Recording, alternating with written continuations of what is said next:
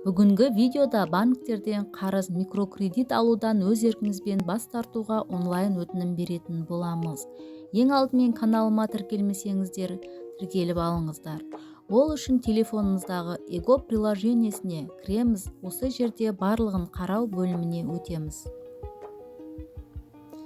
Осы жерде бізге бірінші жолаққа аты жөнімізді, екінші жолаққа ұялы байланыс номерімізді, келесі үшінші жолаққа электронды почтамызды толтыратын боламыз.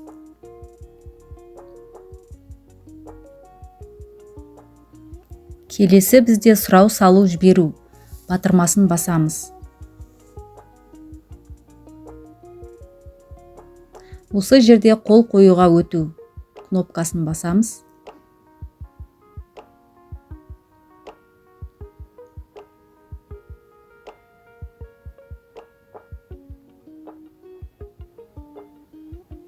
Статус. Банктік қарыздарды, микрокредиттерді алудан ерікті түрде бас тартуға жазылу 6 ай мерзімге сәтті рәсімделді.